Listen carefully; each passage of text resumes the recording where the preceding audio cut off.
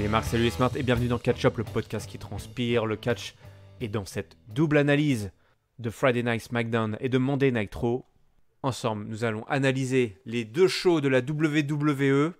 Et pour m'accompagner dès maintenant dans le show bleu, j'ai avec moi l'ami Chris. Salut Chris. Salut Yarem, salut peuple de Catch-Up, bienvenue dans le monde merveilleux du show bleu, dans cette année 2020.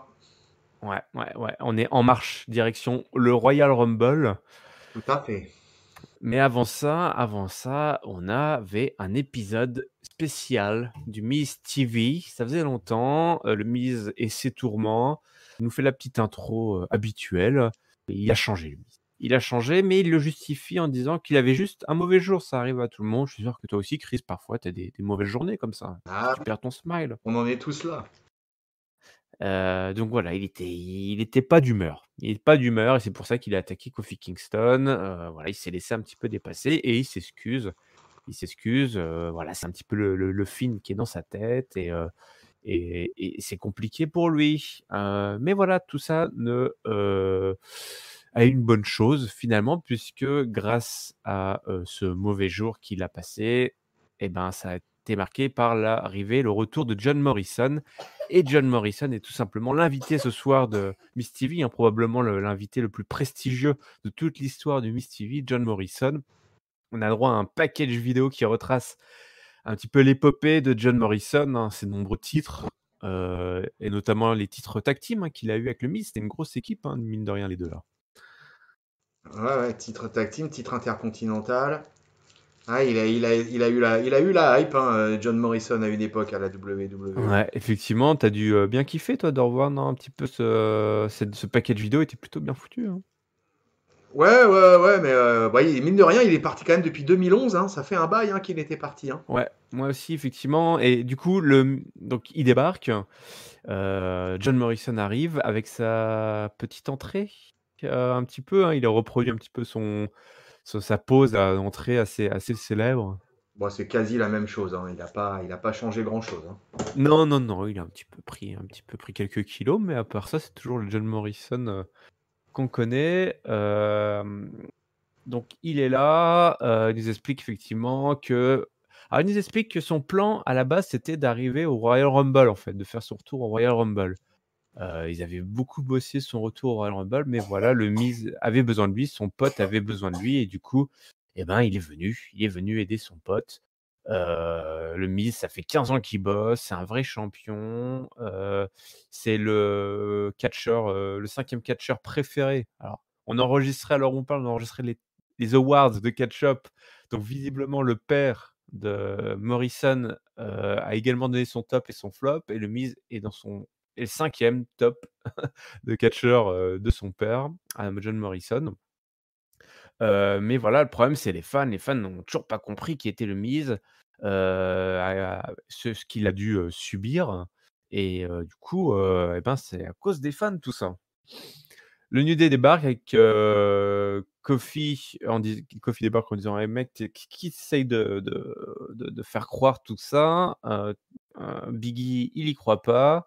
Heu, Kofi il dit: «Mais voilà, le problème, c'est que, OK, avoir une mauvaise journée, il y a pas de souci». Alors tout le monde s'envoie un petit peu des roses, dit: «Ouais, Miz respecte le fait que Kofi était champion, pour 6 mois, et que ça lui a pris que 6 secondes pour perdre le titre et visiblement ça l'a pas marqué plus que ça». Et Kofi le corrige en disant: «Mec, non, c'était 8 secondes et en fait, tu es devenu, avant tu étais cool, mais maintenant tu es juste ennuyeux». Et ça se termine là-dessus, c'était un petit peu étrange. Il y a pas vraiment eu de gros momentum, à ce moment-là. On est passé sur un match entre les 2, Kofi Kingston versus The Miz, avec, Biggie et Morrison qui étaient aux commentaires. D'ailleurs, on n'a pas parlé beaucoup du match aux commentaires, C'était plus une passe d'armes entre Biggie et John Morrison. Et à la fin, Morrison qui se retrouve un petit peu embarqué dans le un peu dans le mix, dans l'équation, Biggie également. Et alors que le Miz prend la tête avec Biggie, Morrison en profite pour attaquer Kofi et le Miz place son Skull Crushing Finally pour la victoire. Retour de John Morrison et un retour qui fait du bien au Miz puisque le Miz gagne ce match. Est-ce que c'est un retour gagnant pour l'ancien partenaire du Miz. Ouais, c'est un retour un peu mi-figue, mi-raisin à mon goût, quoi. C'était pas ce Miss TV là, c'était pas super folichon. Ouais, Un peu ouais, rouillé, peut-être un peu Morrison. rouillé, et puis je sais pas, c'était peut-être pas la meilleure solution pour le faire revenir. Je pense qu'il aurait pu avoir plus d'impact, mais enfin bon. Du coup, après derrière, on a un match plutôt sympa, voilà, plutôt divertissant pour le coup. Mais moi, finalement, ce qui me pose question, c'est donc John Morrison, il revient là. On a l'impression que c'est parti pour refaire une tag team entre le Miz et Morrison, donc ils vont intégrer la tag team division. J'ai l'impression dans un premier temps. Ouais, c'est très probable, effectivement. Ils sont Un, pas en un face match, du New Day pour un rien. match d'annoncer pour cette semaine déjà là. C'est quoi? C'est Morrison contre qui la semaine prochaine? Là, c'était Miz Coffee et du coup, ça sera contre Bah, Biggie, sûrement ouais, ça contre sera un Biggie. Morrison Biggie la semaine prochaine. Je suis surtout curieux en fait de le revoir dans le ring, John Morrison, pour voir un peu qu'est-ce qu'il va développer comme moveset par rapport à ce qu'il faisait à la TNA ou à la Lucha Underground en particulier. Et moi, je suis intéressé par son retour, mais si tu veux, là, sur cet épisode de vendredi, j'ai trouvé ça très plat et pas un intérêt fou. Ouais. Non, c'était assez plat. Je suis d'accord avec toi, je suis un petit peu déçu aussi. Tout le monde était un petit peu rouillé, un petit peu fatigué. Il n'y avait pas vraiment d'excitation autour de ce retour. L'épisode de Miss TV était un petit peu plat. Il n'y avait pas vraiment de. Les fans n'ont pas trop accroché. Tu sentais que les mecs étaient contents de se retrouver, mais voilà, c'est un petit peu, voilà, un petit peu de rouille là pour le retour de Morrison. Mais bon, je pense que tout le monde va retourner dedans et puis surtout cette jolie intervention qu'il a faite là, le prince du parcours, qui a fait sa petite, acrobatie, depuis les escaliers, qui a été très mal filmé une fois de plus. Les réalisateurs, qui, comprennent rien à ce qui se passe quand même. Il a fallu nous montrer le replay pour qu'on voit un petit peu la pirouette, qu'elle pète là de Morrison. Ouais, je pense que ça va être pas mal, hein, ce retour, dans la tag team division. On tape suffisamment sur la tête de la division tag team, à SmackDown pour pas trop faire la fine bouche. On va voir ce que ça va donner. Une équipe Miz Morrison, ça peut envoyer, hein, ça peut être sympa, quoi. Euh, et puis au final, ils ont réussi, ils ont rempli leur objectif dans ce segment. Ils ont eu l'adhésion de la foule pour leur illitude. Ils ont eu droit à des gros chants You Suck. Donc je Ouais. pense que c'était le but recherché. Donc voilà, donc Morrison se place directement dans la case heel en arrivant. Donc écoute, pourquoi pas. En tout cas, ça fait une équipe de heel bien intéressante malgré tout sur le moyen terme. Petit fil, bleu qui a eu, tout au long de cet épisode de SmackDown concernant cette rivalité entre Bray Wyatt et Daniel Bryan. On a un épisode de la Firefly Funhouse. Bray Wyatt nous aime tous et c'est un amour spécial, mais le Fiend n'aime pas Daniel Bryan parce que c'est quelqu'un qui n'est pas très gentil, Daniel Bryan, et le Fiend veut lui faire du mal et nous explique qu'il nous aime, mais pas Daniel Bryan. Dans cet épisode de la Firefly Funhouse. Un petit peu plus tard, Daniel Bryan est interviewé. Il nous explique que Daniel Bryan se souvient bien de tout, contrairement à ce que dit Bray Wyatt. Parce qu'on a eu des petits flashs de l'épisode Wyatt Family de Daniel Bryan. Mais Daniel Bryan il explique que le film n'aime pas trop, puisque le film il veut changer les gens et que Daniel Bryan ne veut pas changer. En tout cas, il a changé, mais il n'a pas changé comme le film l'aurait voulu. Et on a le Rambling Rabbit qui apparaît sur l'écran et il dit ouais, je connais un secret pour battre The Fiend. Ça, c'était plutôt pas mal. J'ai trouvé une petite addition sympa. Mais Bray Wyatt donc s'empare de la marionnette et un petit peu plus tard, Daniel Bryan retrouve le corps sans vie Défiguré. du Rambling Rabbit défiguré. Il manquait un morceau de sa tête. Il était tout violet. Bon voilà, on est toujours un petit peu dans le grotesque là avec la Firefly Funhouse, mais bon, on continue sur cet angle de Daniel Bryan qui, une espèce de bataille un petit peu psychologique, hein, entre les 2 personnages. Est-ce que tu accroches toujours, à cette rivalité? Ah ouais, complètement. Alors là, moi je suis fan. Voilà. Daniel Bryan, écoutez nos awards, notre Champion of the Year à catch-up. Yes. Et voilà, l'American Dragon, voilà, dans quelques segments, comme ils ont l'habitude de faire là maintenant depuis plusieurs mois avec le Fiend. Non, moi j'approche complètement. Il me tarde de voir le match du pay-per-view du Royal Rumble parce que je pense que ça va être saignant cet affrontement Daniel Bryan Bray Wyatt. Nos deux catcheurs, hein, mine de rien, sur le podium des awards. Donc non, franchement, moi cette rivalité m'intéresse depuis le début et ça continue. Voilà, franchement, c'est vraiment du tout bon. Et il me tarde ce Royal Rumble. Ouais, effectivement, je suis assez d'accord avec toi et j'ai beaucoup aimé voilà, ce petit personnage de Rory Rabbit qui nous dit que lui, il sait comment battre The Fiend. Donc, visiblement, il y a un moyen de le battre et c'est petit lapin qui sait. Il nous a teasé un secret, quoi. Il y a un secret concernant le Fiend.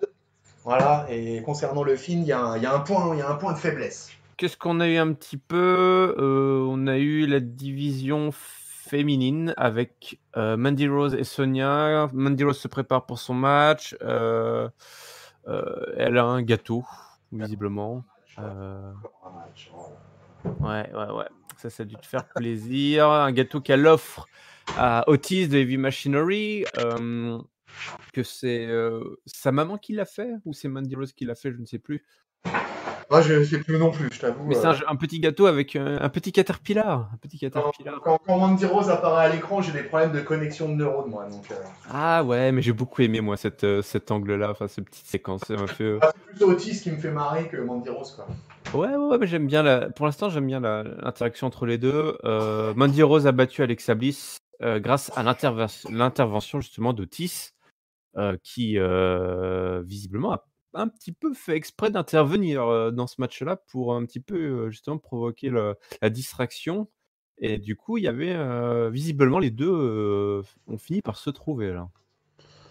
Ah ouais, je pense que c'était complètement voulu de la part d'Otis, je pense, cette intervention dans le match. Voilà, alors par contre, c'est un peu bizarre parce que l'alignement, on a Otis, Tucker qui sont des faces, et puis on a une Mandy qui est censée être heel. Donc je sais pas où ils vont vers cette romance voilà, entre les deux. Ouais, moi, voilà, je ne fais que confirmer semaine après semaine. Mandy Rose a beaucoup trop d'antennes à mon goût. Et, euh, et bon, c'était bof, quoi. Enfin, moi, en tout cas, ça m'a pas du tout. Bon, bah, allez, ça m'intéresse pas plus que ça. Tout ce qui tourne autour de Mandy Rose, de toute façon, voilà, elle a gagné le match. Voilà, tant mieux pour elle.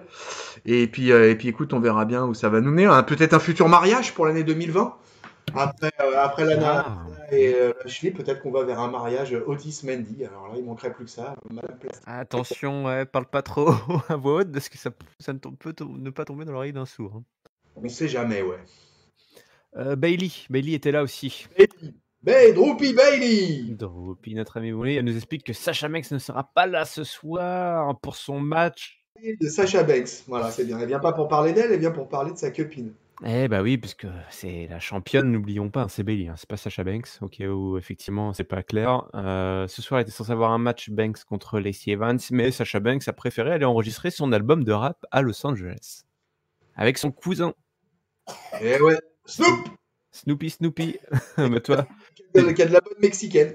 Ouais, c'est qu'à de le dire, hein, Snoopy, Doggy Dog, là, Bayley, c'est Snoopy. Tout ça, c'est lié, hein, finalement. À mon avis, c'est une construction sur plusieurs années. Là. Snoopy, Droopy, tout ça, c'est même combat, même famille. Du coup, Lacey Evans dit bah viens Bayley, t'as qu'à te battre. Bayley fait non, et puis quoi encore. Et puis il y a une petite bagarre backstage entre Lacey Evans et Bayley. On en restera là. Ouais, bah, Lacey Evans, c'est très bien. Bah écoute, j'étais très content de ce qu'a fait Lacey Evans. Donc au final, voilà, qu'elle fasse taire, qu'elle prenne le titre, bah, Lacey Evans là, parce que là, ça. Mais la semaine prochaine, elle va affronter Sasha Banks, donc en fait, on n'y comprend rien. C'est Lacey Evans, tu te bats pour le number one contender ou en fait, il y a que Sasha Banks qui t'intéresse? Ouais, c'est pas très. Et t'as Bayley au milieu qui fait coucou, je suis là. Bon, je sais pas, vraiment c'est triste. Hein. À SmackDown, le règne féminin du titre suprême, il est vraiment mal géré et c'est vraiment pour l'instant, pour moi, c'est un des gros crashs de ce début d'année 2020.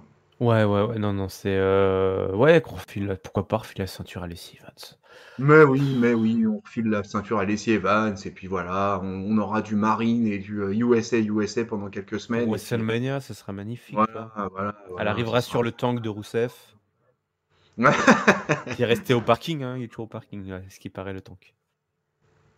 J'espère que tu as trouvé le smile avec ce petit match entre Nakamura et Braun Strowman. Un petit peu plus de smile, ouais. Après les 2 segments consécutifs, là, ouais. Déjà, ça m'a redonné un petit peu le sourire. Sami et Cesaro étaient là, Ouais. toute la faction hein, du super manager Sami Zayn. Team Zayn. Ouais, mine de rien.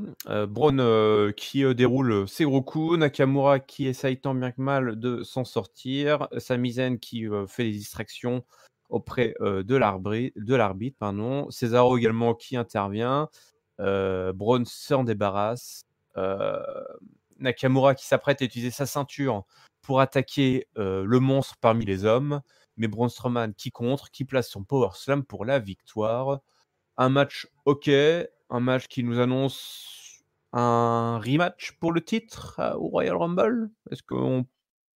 Je crois bien, là. Ouais. Je crois que là, je crois que vraiment. Puis il a soulevé la ceinture, hein, et ça, c'est jamais anecdotique Ah oui. en catch. Donc, à partir du moment où tu soulèves la ceinture, même si tu dis pas un mot, t'es challenger officiel, tu vois. Et donc, je pense que le Braun, là, il s'est placé directement dans la course au titre. Et écoute, moi, j'ai trouvé pas mal ce match. C'était assez court, mais j'ai trouvé Nakamura assez bon, totalement valeureux et résistant face à la différence de gabarit.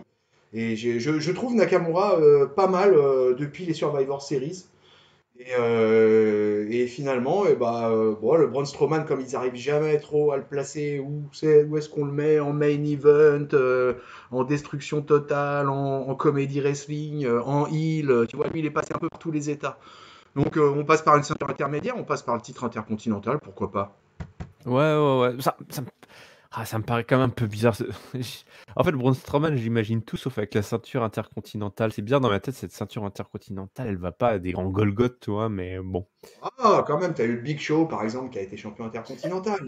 Il y a eu quelques powerhouse, quand même, Oui, champion. bien sûr. Oui, il y en a eu, mais c'est tellement une ceinture un peu plus... Enfin, je sais pas, elle est un peu considérée comme une ceinture un peu, toi, des techniciens, des grands Oui. catcheurs, voilà. C'est une ceinture mythique par rapport à ça, hein. Dans les années 80, il y avait vraiment un distinguo par rapport à ça, ouais. Ouais, c'est vrai que T'avais ça, c'est un petit peu plus voilà, vieux. le ceinture mondiale et puis mais la ceinture intercontinentale, c'est clair, tu as tout à fait raison, c'était vraiment les techniciens, les gros catcheurs in-ring, les grands catcheurs in-ring. C'était des mecs comme Ricky Steamboat, comme Macho Man, tu vois, c'est voilà. Et je pense que sur le catch, sur l'alignement du catch au 21e siècle, c'est un peu différent, quoi. Ça a vraiment pris le nom de ceinture intermédiaire, hein, tu vois. Cette appellation-là, elle n'existait pas dans les années 80-90 de ceinture intermédiaire. C'est vraiment venu plus tard. Et bon, bah voilà, c'est Braun Strowman qui se situe là. Écoute, à vrai dire, est-ce que tu as vu d'autres challengers sur la ceinture intercontinentale à part Braun depuis quelques semaines? Non, ils sont jamais vraiment décidés. Il y en a eu en fait, il y a eu plein de beaux challengers potentiels qui soit ils y sont jamais allés, quoi. Avant Strowman, c'était qui le dernier challenger à la ceinture intercontinentale de Nakamura là? J'arrive même pas, tu vois. Ouais, là, tu me poses une Il y a grosse colle. Ali, peut-être Ali? Oh, je sais même Bah, pas, à une non. certaine époque, oui, Ali était tout au début, quoi, du règne de Nakamura, mais malheureusement fait, ils sont jamais allés vers un vrai match entre les 2 et c'était très, très dommage justement, tu vois? Ali, tu avais eu aussi, Andrade, mais c'était peut-être un petit peu plus ancien ça. Ouais, c'est plus ancien, ouais. Non, mais tu vois, on a du mal à savoir un peu qui étaient les challengers de Nakamura parce que voilà, le titre a été traité de manière assez particulière et du coup, on a un Braun Strowman qui termine le nez en sang. Nakamura a quand même réussi à lui placer un ou deux coups un peu stiff. Mais bon, écoute, moi ça m'intéresse. Ça me fait pas grimper au plafond, c'est sûr, mais ça m'intéresse quand même. En tout cas, Non, ouais, le l'alchimie entre les 2 fonctionne bien. On a une belle faction là de heel, très fourbe, face à un grand Golgoth, du coup, qui a un petit peu de mal à qui galère un petit peu parce que les autres font que des sales coups, donc la formule fonctionne. ouais. Et puis à 3 là, comme ça, ils peuvent faire du dégât, ils peuvent sur du dégât sur Strowman, quoi, de toute façon. Ouais, c'est là, il se bouffe le ring post, là, il se prend le turnbuckle dans la tronche et à partir de là, c'est la bascule, donc c'est Ouais. plutôt simple et efficace. Sheamus nous fait une petite promo en nous expliquant pourquoi il a attaqué Chad Gable, tout simplement parce qu'il est petit et qu'il a besoin d'être supprimé de la surface de la Terre. Mais il avait raison, il est d'accord avec Chad Gable, hein, il accepte qui il est et Sheamus, eh ben, c'est le chaos, tout simplement. Ouais. On continue, direction, le main event, tout simplement. Bah, mine de rien, on y arrive. Roman Reigns. 2019, ça n'a pas été facile pour Roman Reigns. Il a été un petit peu pris par le surnombre. C'est vrai, n'empêche, on se souvient de cette histoire de leader de locker room, mais à plusieurs reprises, le locker room n'est jamais vraiment venu l'aider. Et cette fois-ci, il a eu un vrai soutien, c'était la famille. Quand rien ne va plus, quand on est au fond du trou, quand on se retrouve à manger de la pâtée pour chien, sur qui on peut compter? C'est les incous, c'est les C'est cousins. la base, c'est la base, la famille. Qui explique simplement que cette année, grâce à ses incous, Jimmy et Jay, il va gagner le Rumble, il va aller faire le main event de WrestleMania pour la 5e fois. Les Usos débarquent, ils sont chauds bouillants, ça fait plaisir là, de les retrouver au micro. Il nous explique que ça devient Friday Night Lockdown. Alors, c'est très drôle, parce que les déboires judiciaires subis par les Usos toute cette année.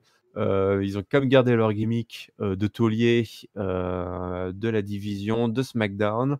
Ils s'en prennent à Queen Corbin, la reine Baron Corbin. Quel manque de respect.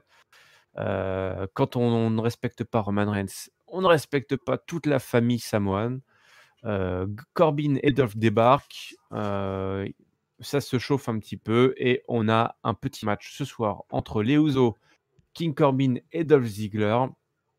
Un match qui sera marqué par le retour, l'arrivée des Revival qui débarquent et qui repartent aussitôt. Roman Reigns débarque aussi. Moi, je pensais qu'il était là, mais en fait, pas du tout. Roman Reigns, donc, qui couche les Revival qui étaient venus prêter main forte à Corbin et à Ziggler. Mais surtout, donc, la victoire des méchants, puisqu'on a Corbin par DQ, effectivement. Et surtout, après le match, on a le retour du fumeur de joint, Robert Roode. Visiblement, qui en a profité pour aller à la salle. Ah ouais. Robert Roode, 43 ans, le Canadien, fit comme jamais. Ouais. Spinbuster sur Roman Reigns, sur la table.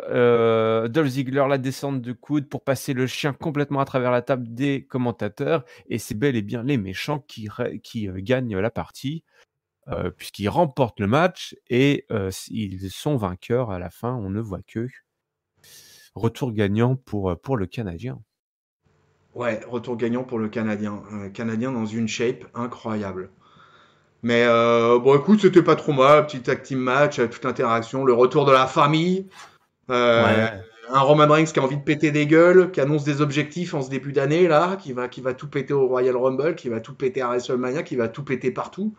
Donc moi, je suis assez pour, quoi, surtout après son année super honorable qu'il a passé en mid-card 2019. C'est bon, là, c'est pas mal, là, qui se pose en patron de SmackDown, là, ça me plaît bien. Et après le match, le match, en fait, ce qui fait plaisir, c'est de revoir les Usos dans le ring, hein, toujours efficace, toujours quand même en bonne forme. Je les ai trouvés même un peu amaigris et tout, peut-être. Ils n'ont pas été à la salle comme des dingos, comme a pu le faire Robert Roode apparemment pendant un mois. Mais en tout cas, suffisamment en forme pour nous sortir un match de qualité en main event de ce SmackDown. Donc écoute, c'était pas mal. Et puis il y a pas mal d'overbooking, hein, tu l'as dit. Voilà, les Revival qui débarquent, retour de Roode, cassage de gueule sur les tables de commentateurs. C'était intéressant, quoi. Ah, c'était Break the Big Dog, la mission de Ziggler, Roode et Corbin dans ce main event de SmackDown. Ouais, non, il y a une belle dynamique, de faction là, effectivement, avec le retour des Usos, qui finalement après pensaient avoir repris la main, et finalement même soir, t'as Robert Roode qui revient. Donc on a une belle. Ils savent faire sa façon en général, voilà, la WWE. Ouais, et puis tu vois, à mon avis, c'est que ça protège aussi Roman Reigns. C'est-à-dire que Roman Reigns, en fait, il va être lancé dans une rivalité jusqu'au pay-per-view du Royal Rumble à plusieurs, avec la famille, avec la troupe de Hill, là. Et du coup, il n'a pas besoin de s'intéresser à quelque ceinture que ce soit. Et il va attendre vraiment au pay-per-view du Royal Rumble, là, pour mettre un grand coup de poing sur la table, le Roman Reigns. Ouais, Roman Reigns. Alors par contre, Roman Reigns, il m'a peur. C'est difficile. La comparaison avec les Usos en termes de promo et tout, c'était un petit peu compliqué, hein. Ouais, ça, je suis d'accord. C'est toujours son point faible, hein, de toute manière. Ah ouais, ça, j'aimerais vraiment qu'il y travaille, quoi. faut qu'il travaille ça. Il a le public avec lui comme il l'a jamais eu depuis, mais là, depuis un an, il a le public avec lui. Là. Depuis février, c'est ça, février, son retour, ou mars, je sais plus, mars. Là, il a le public, il faut qu'il profite de la hype qu'il a Ah auprès ouais, du ouais. public, quoi. Faut vraiment qu'il mette vraiment de l'intensité dans ses promos. Faut pas qu'il voilà, on va pas lui demander parce qu'il y arrivera jamais de toute façon, c'est pas son truc, de faire des grosses promos d'1 quart d'heure, mais juste un mec qui veut se battre et qui est motivé et qui a de l'intensité, quoi. Et puis là, il bénéficie d'une vague super importante. C'est que là, il a l'appui, c'est le super-héros des enfants. Il a l'appui du public des enfants dans les salles. Ça paraît un détail comme ça, mais en réalité, les Let's Go Roman, écoutez bien les cris, etc. C'est souvent crié par des enfants comme ça l'était à l'époque de John Cena. Il est un peu dans la case en ce moment, voilà, super-héros des enfants. Il fait plein d'œuvres de charité, de trucs pour les enfants cancéreux, pour les ceci. Il apparaît dans plein d'émissions américaines, mais assez mainstream sur justement ces combats-là et tout ça. Et ce gars, mine de rien, il gère bien sa campagne de com en dehors des rings. Et du coup, bah, ça se ressent avec le public enfant dans les salles.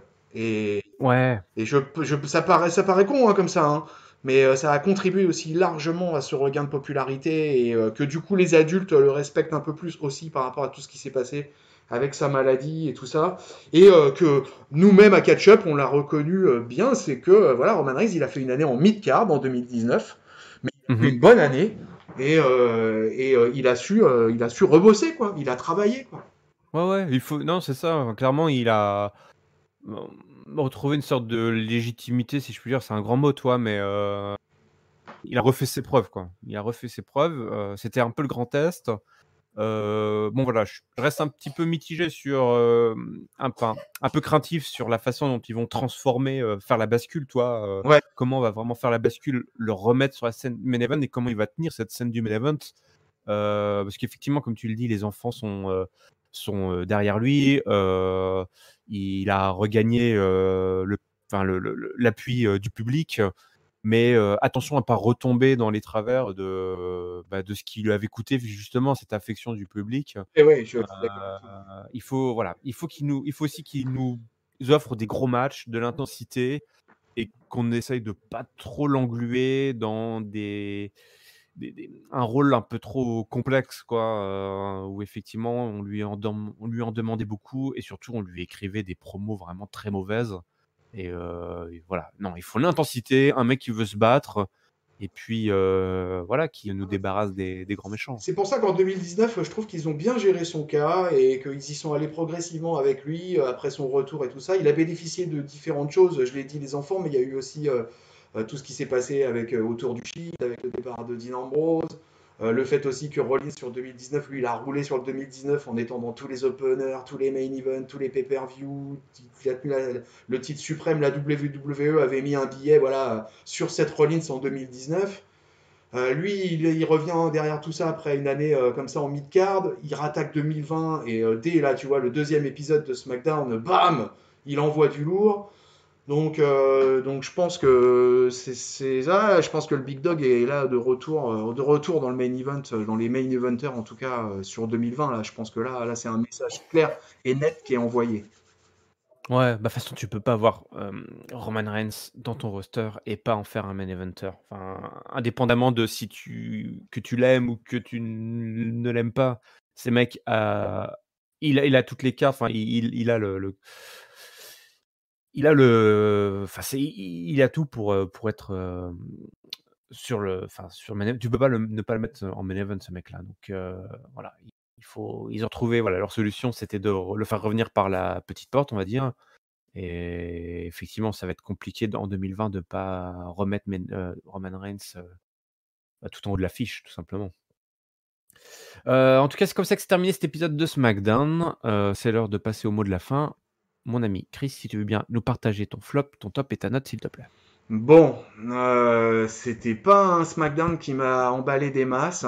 Vraiment, fou. Que ça soit du Ah Miss ouais? TV, ah ouais, ouais, ouais, ouais, ouais.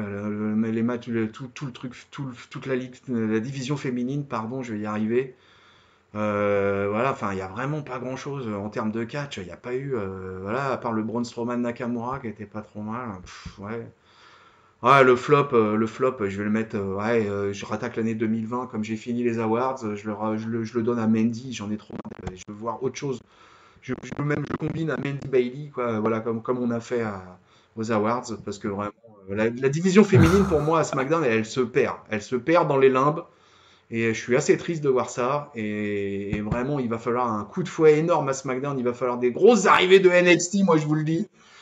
Et il va falloir que ça saigne là, parce que là, vraiment, chez les filles, ça va pas du tout à SmackDown. Donc voilà, quoi. Donc, ouais, flop à la division féminine de SmackDown. Mon top, je vais le donner au main event. Je vais le donner justement à tout cet angle-là. Tu vois, tout ce qu'on vient d'expliquer avec Roman Reigns, avec ce trio de heel là, le retour de la famille, tout ça, ouais, tout ça, ça m'a bien plu. Ça faisait terminer le main event avec un petit tag team match Playa Baby. C'était pas mal. Donc, je vais donner mon top au main event. Et ma note, je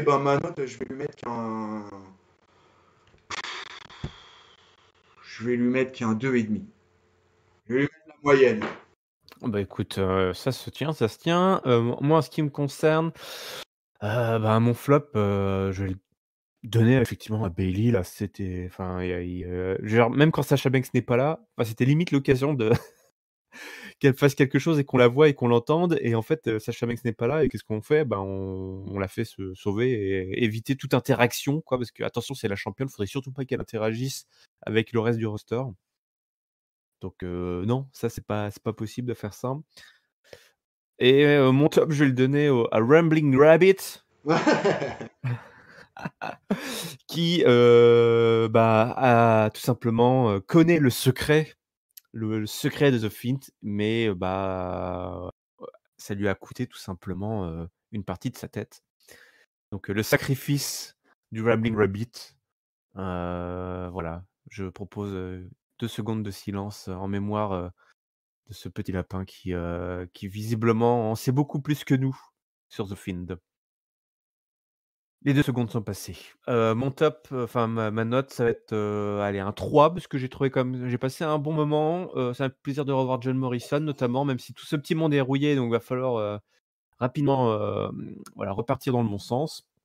C'est un épisode, ouais, effectivement, assez moyen, qui a pas brillé par ce qui s'est passé entre les cordes, mais avec, voilà, quelques histoires qui ont continué de se développer. Et après ce SmackDown d'exception, mon beau Chris, nous allons parler de l'épisode de Monday Night Raw qui a suivi, si tu veux bien, avec Randy Orton qui a ouvert le show. Randy Orton qui a fait une espèce de bain de foule là, est-ce qu'on n'était pas dans la ville de Randy Orton ce soir? Non, non, on n'était pas dans le Kentucky là, ou un truc Si, comme t'as ça. raison, Kentucky, C'est donc ça, c'est on pas était du à la patrie du colonel Sanders. ouais, bah écoute, je sais pas, c'était visiblement, ils sont plutôt fans de Randy Orton, parce qu'il a eu un beau match full là, il a fait sa pause et tout. Gros hommage du public pour Randy Orton. Voilà. Je sais pas à quoi c'était dû, effectivement. Ouais, non, mais je trouvais le public, plutôt bon, en tout cas, dans la première moitié. On en reparlera un peu plus tard avec une grosse séquence, qui a impliqué notre champion WWE.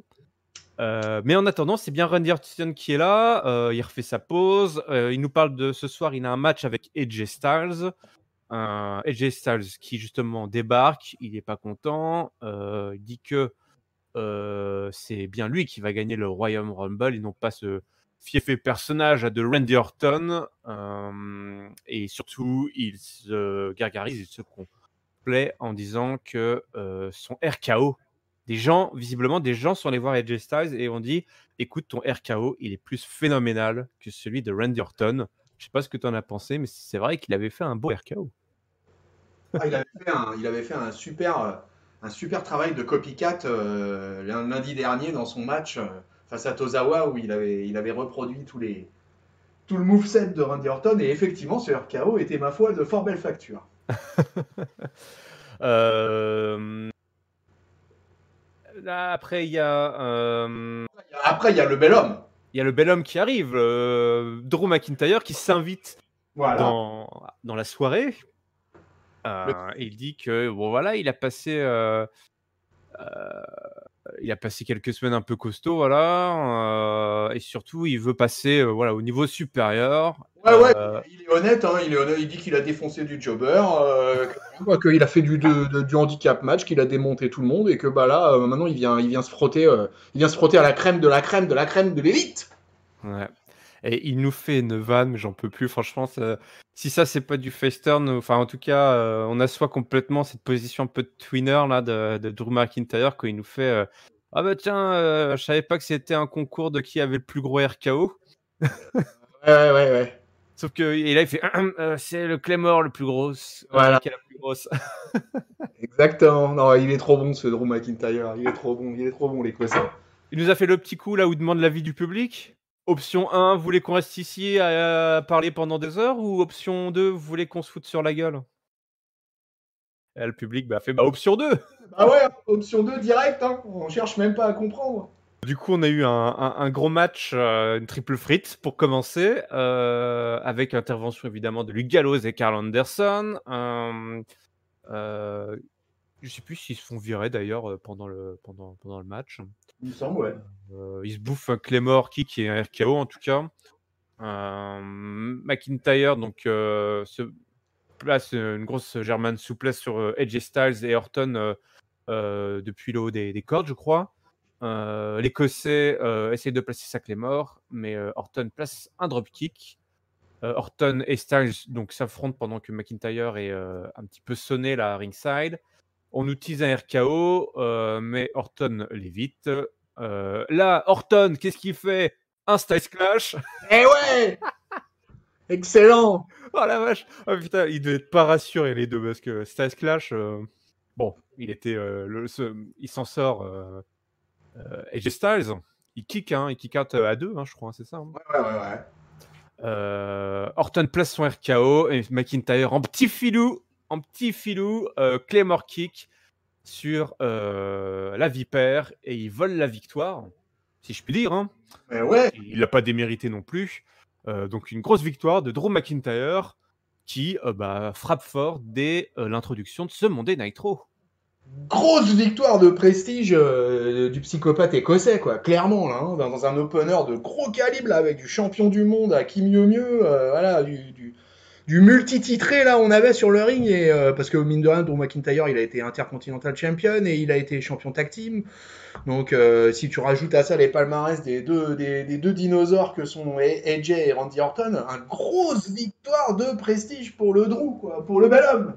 Ouais, je sais pas qui avait la plus grosse, comme le disait Drew McIntyre, mais elles étaient toutes énormes ce soir. Ah ouais, là, c'était posé sur le ring et Voilà. ça faisait son poids. À se la renifler, avec une grosse cigare et tout, les gars. Non, donc du coup, gros opener d'Euro, quoi. Hein. Là, franchement, là, moi, j'ai rien à redire là-dessus, que ça soit sur l'ouverture avec les promos des trois protagonistes et après et ben franchement, le top of the top, quoi. Avec des Raw qui s'ouvrent comme ça, moi, j'en veux tous les lundis. Ouais, je me suis régalé dans ce petit triple frite là improvisé. C'était quand Ça même. confirme notre option quand même que Drew va être un visage marquant de l'année 2020, quoi. Ouais, attention, attendons les retombées du Rumble. Oui, attention. Parce que à l'approche du Rumble, bien nous mettre en avant plein de gens et des fois après le programme qui les attend derrière est pas forcément dingue. Mais ah oui, je le sens bien, allez. Bien, je t'assure, hein, j'espère que c'est bien une fusée qu'il a au cul et pas un pétard mouillé, quoi, tu vois, quoi. Donc là, franchement. Ah non, pas 2 années de suite, quoi, pas 2 années de suite. Ah, il a eu une belle année l'année dernière, mais là, il faut que ça soit une année énorme. Mais ouais, s'il y en a un qui mérite dans le show rouge, c'est bien lui, tiens. Allez, l'Écossais psychopathe. Bon, je mets de côté les petites séquences qu'il y a eu à cette reline, on les combinera avec le main event. Bon, plus petit gabarit, s'en est suivi, mais Ricky Labelleville est de retour. Il affrontait ce soir Mojo Rawley. Voilà, Mojo Rawley qui a réussi à s'échapper de l'émission Main Event.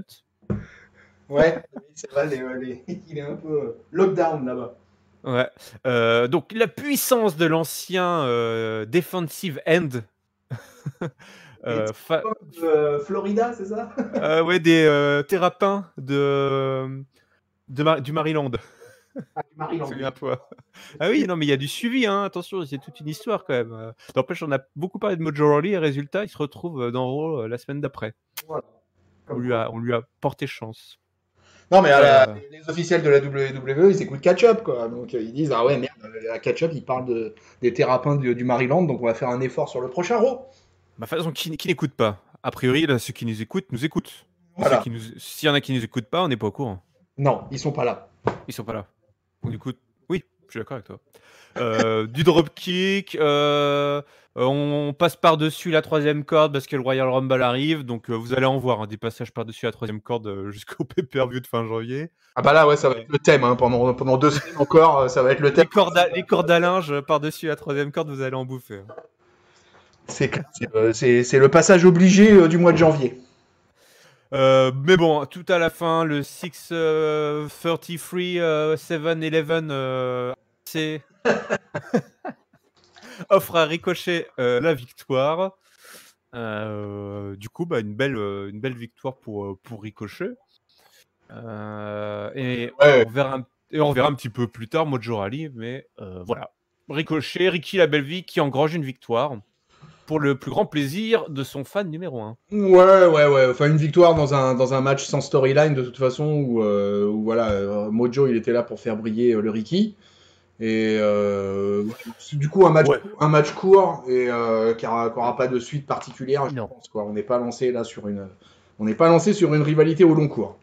Non, bah d'ailleurs, hein, le match qui a suivi du même acabit, hein, même objectif, des matchs de 2 à 3 minutes Ouais. pour mettre over, on va dire, les stars avant l'entrée du Rumble, à l'approche du Rumble, puisque Charlotte, alors toi c'est marrant, on en parlait aussi la semaine dernière, comme quoi ils nous écoutent vraiment, j'avais dit que j'avais trouvé ça dommage qu'il n'y ait pas eu un vrai match entre Charlotte et Sarah Logan, bah qu'est-ce qu'il y a eu ce soir? Eh ben, on l'a Pas eu, vraiment. Eh ben on l'a eu, tu l'as voulu, tu l'as eu, tu l'as un grand coup tu d'un. l'as eu, tu l'as su, voilà, tu l'as su. Voilà. Charlotte versus Sarah Logan. Bon, bah, Charlotte qui a disposé assez rapidement de Sarah Logan dans un match de 2 minutes. Donc Charlotte aussi, on la pousse, mais c'est vrai qu'au final, je me rends compte que ouais, bon, il n'y a pas forcément besoin de ce match en fait, mais bon.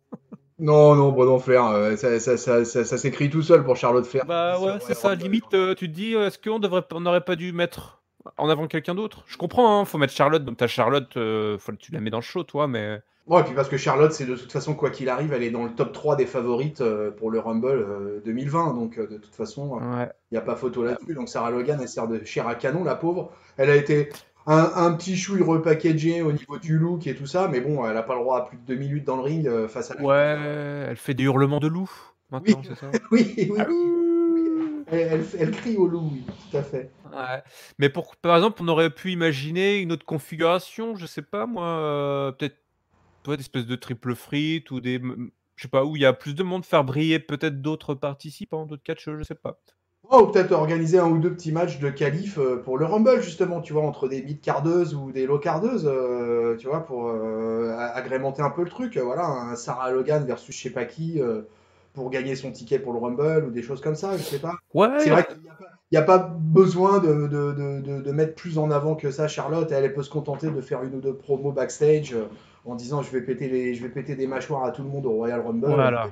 Et puis on y croira tous, quoi, tu vois. Bah ouais, c'est ça, pas besoin de nous le prouver à la télé, entre les cordes.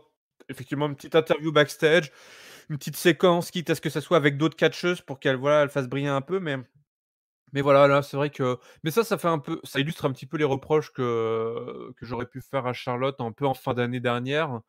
C'est pour ça que dans les awards que je vous invite à écouter, si vous ne nous avez pas encore écouté, j'avais mis Charlotte, alors en fin de flop, mais j'avais mis voilà, une petite mention, un petit avertissement à Charlotte parce que bon, c'est pas forcément de sa faute, mais elle est dans une période où on sait qu'elle est forte mais on continue à nous le montrer quand même, aux dépens peut-être du reste de la division féminine, tu vois? Qui aurait peut-être un peu plus de besoin d'exposition à l'approche d'un événement comme le Rumble. Ouais. Bon, Ouais, faut pas trop se prendre la tête avec ça, mais c'est un petit peu dommage de pas voir les autres filles, quoi. Bon, écoute, on arrive à franchement, je spoil, c'est mon top de l'épisode. Je fais comme Poleman, je spoil.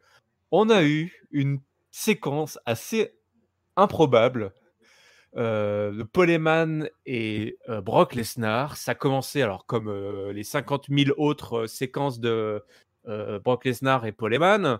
Sauf que là, le public a mordu. Ouais, un public très très chaud et très très taquin à ce moment-là. En fait, il a suffi d'un accent du Sud. Il a suffi que Paul Heyman se moque des locaux, enfin du public, pour que soudainement le public se retourne, puisqu'en fait, grosso modo, Brock Lesnar et Paul Heyman ne sont jamais hués habituellement. Et là, le public s'est complètement retourné. Là, Paul Heyman a réussi.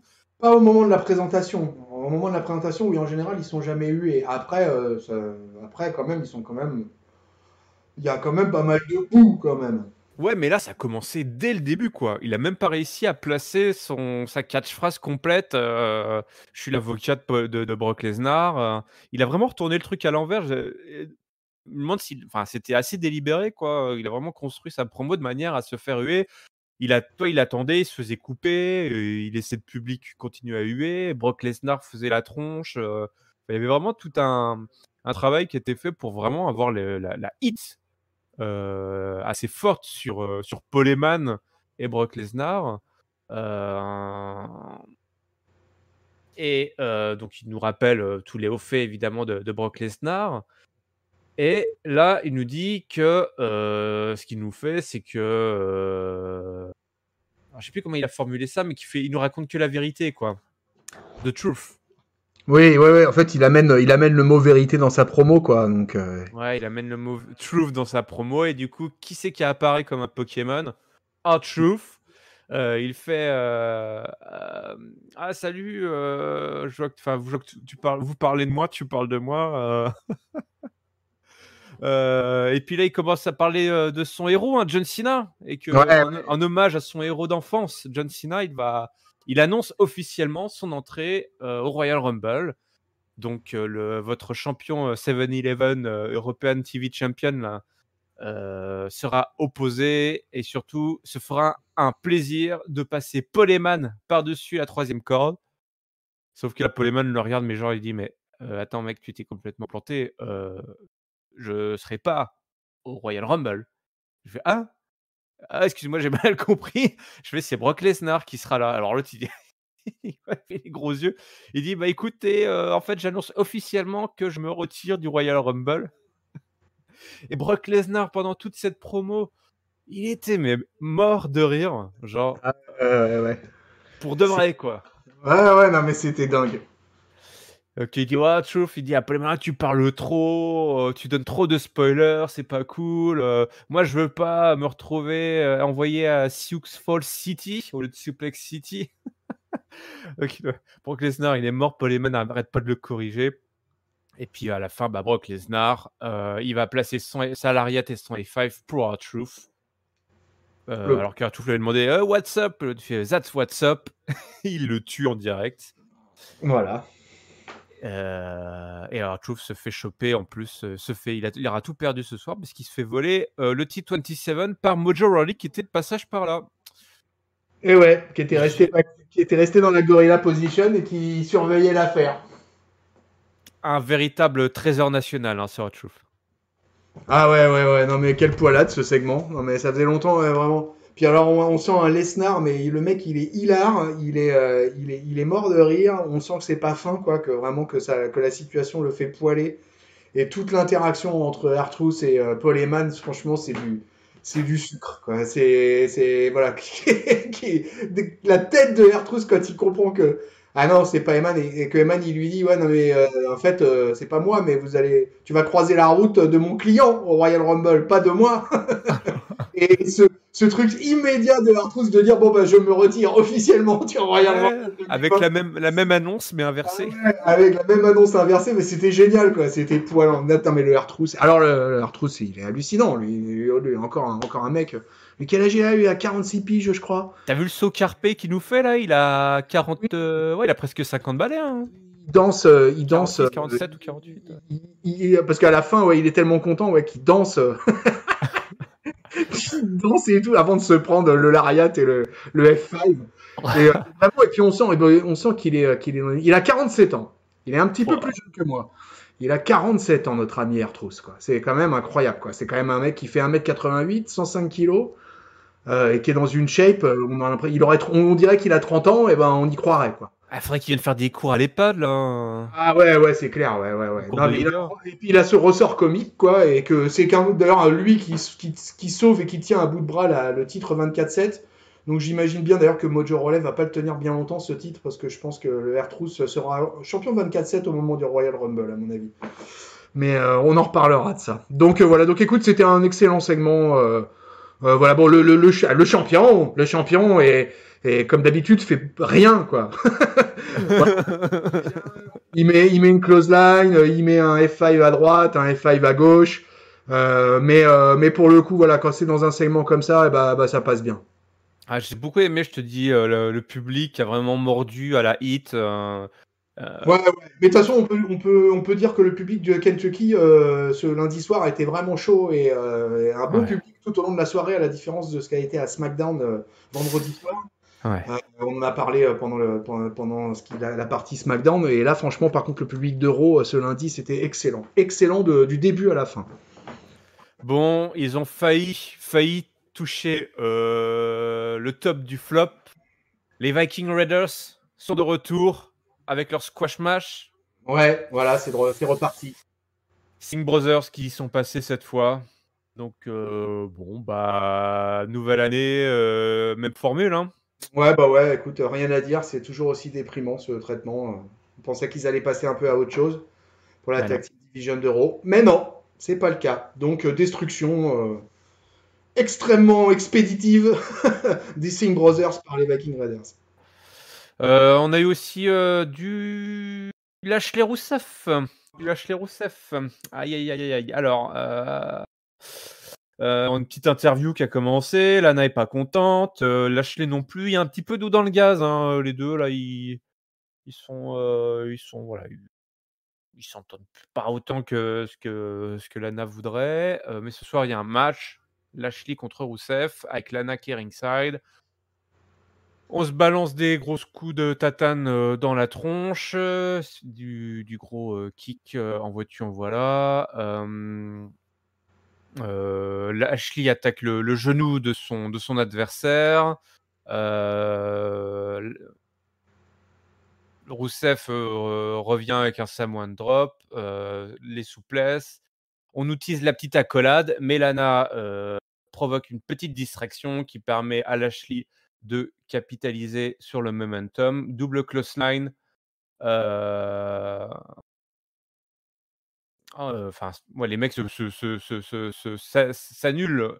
Il y a Liv Morgan qui est arrivé dans l'intervalle. Liv Morgan débarque, ouais, elle est ringside, elle vient un petit peu provoquer Lana, qui lui balance un verre dans la tronche. Voilà. Donc, quand vous êtes au premier rang, ne laissez pas vos bières traîner sur les rambardes d'insécurité. Hein. Liv Morgan, donc, qui qui n'y voit plus rien à cause de la bière de piètre qualité à $15. Je crois, après, elles se mettent un peu sur la tronche. Et Lashley qui en profite dans tout ce bordel pour placer le spear de la victoire. Semaine prochaine, on aura droit à un Mix Mag Tag Team Match. Motherfucker. Challenge. Ah oui, non mais en fait, le truc c'est que là, elle est un peu botchée. Un Mix Challenge. Non, mais ça, on l'a vu arriver à des kilomètres. Enfin, je veux dire. Trop compliqué la stipu, quoi. Un Mix Challenge, hein. C'est quoi ça, un Mix Challenge? Un Mix Challenge. Non, mais, putain, non, mais Lana, sérieux, quoi. Non, mais bon, en plus, voilà, le truc, on l'a vu tellement arriver à des kilomètres. Là, c'était quasiment la certitude, là, avec ce Bobby Lashley versus Rousseff, qu'on allait terminer là-dessus. À partir du moment où Liv Morgan est arrivé et que ça a commencé à se battre, si tu veux, bah, c'était clair qu'on allait nous annoncer un match comme ça. Je me suis même demandé sur l'instant si on n'allait pas nous l'envoyer après la pub, quoi, tu vois, quoi, et qu'on allait se retrouver avec le Mixed Tag Team Match Challenge number one, tu vois. Ah non, parce que la WWE prend son temps, parce que cette histoire va durer toute l'année. On nous l'a gardé pour la semaine prochaine, du coup. Mais oui, ça va durer des mois, là. Ça dure déjà depuis des mois. Et ça va durer des mois encore. Donc, Ouais, de toute façon, ouais. le match était pas trop mal entre Rousseff et c'était peut-être même la meilleure confrontation qui s'est eue sur Ouais, deux gros costauds qui se foutent des grosses patates et des souplesses. Bon, bah voilà. Hein. Et puis, donc, bon, écoute, voilà, maintenant on est lancé là-dessus. Bon, écoute, hein, pire rivalité de l'année 2019 et on est le 15 janvier et ça continue. Donc, on verra à la fin de l'année 2020 où on en sera avec cette rivalité-là, quoi. Mais écoute, s'ils nous font un truc, une rivalité sur 1 an et demi entre Bobby Lashley, Rousseff, Lana et Liv Morgan, ça va être énorme, quoi. Comme le disait un célèbre chanteur, ça continue encore et encore. Ah là là, ouais. C'est que le début, d'accord, d'accord. Un début qui dure. Ah ouais, le début le plus long. Est-ce que ce début va se terminer? Vous le saurez dans 6 mois. On a eu une signature de contrat pour un match de championnat. Oui, ça faisait un petit moment que c'était pas arrivé. Ouais, effectivement. Pas super longtemps, mais un petit moment que c'était pas arrivé. Ouais. Disons que ça se perdait un petit peu. Voilà. En 2019, je suis pas sûr qu'on en ait eu énormément. Là, ils ont même tenté un truc un petit peu original, pour la peine. Donc, signature de contrat entre Becky Lynch et Asuka avec le King Lawler aux commandes, hein, qui semble être une sorte de général manager de la division féminine, puisqu'il est toujours impliqué dans les segments des femmes. Allez savoir pourquoi. Le malin, celui-là. Donc, ça se fait un petit peu en silence cette histoire finalement, puisque quand Asuka débarque accompagné de Kairi Sane qui d'ailleurs, ça fait plaisir de la voir. Elle a l'air d'avoir retrouvé un petit peu ses esprits. Elle n'est pas encore apte à catcher, mais elle peut revenir à l'antenne. Pour revenir à l'antenne, elle essaie d'intimider Becky Lynch en lui donnant des coups de parapluie. L'autre, elle la chope, mais j'ai cru qu'elle allait vraiment lui exploser le crâne, quoi. J'ai bien aimé cette petite séquence. J'aime beaucoup ce personnage de Kairi Sane qui lui colle, qui est un peu moins, je trouve un peu moins, qui est un peu plus supportable dans son côté insupportable. Sale petite peste là qui vient emmerder tout le monde. Alors qu'Asuka, c'est vraiment la folle dangereuse, quoi. Ouais, puis ouais, Asuka, voilà, elle fait peur, quoi. Donc, Ouais, donc c'est pas tout à fait le même style, mais l'ensemble, elle vend bien. Asuka, tu te dis, ouais, si elle me met un sidekick dans la tête, c'est pas cool, quoi. Voilà, quoi. Ouais. Elle est un peu du genre à faire bobo, Asuka. Faire bobo. Les deux signent leur contrat un peu en silence d'ailleurs. Ça, c'était plutôt pas mal. Asuka chope son micro, elle commence à gueuler en japonais comme elle le fait si bien. Elle fait, je crois, elle insulte de idiot parce qu'elle fait baka baka baka. Et je regarde avec ma copine, elle me fait elle a dit baka baka. Je dis ça veut dire quoi baka baka? Elle fait ça veut dire idiot. Je dis d'accord, ok. Bon, toi on apprend des choses. Ah ouais, c'est parfait. Tes notions de japonais s'améliorent de semaine en semaine. Ah ouais, merci les Kabuki Warriors. Avant de cracher son poison vert. Merci Madame Elle Patronne surtout, quoi. Parce que c'est Elle Patronette. Elle Patronette, Madame Elle Patronette. Fait la Celle qui tire les ficelles dans l'ombre, tu sais. C'est énorme, quoi, quand même. C'est elle qui fait les traductions en japonais pour le yen. C'est magique. Puis tu diras ça et ça et ça pendant ta analyse. Hein. Ok. Madame El Patronette, faudrait qu'elle vienne un coup au micro, quoi, qu'on en pose. Elle préfère être de l'autre côté à écouter les conneries qu'on raconte. J'aimerais avoir l'avis d'une femme sur la division féminine à la WWE en 2020. Eh ben, je lui poserai la question. Bon, t'as déjà eu l'avis de Giscal?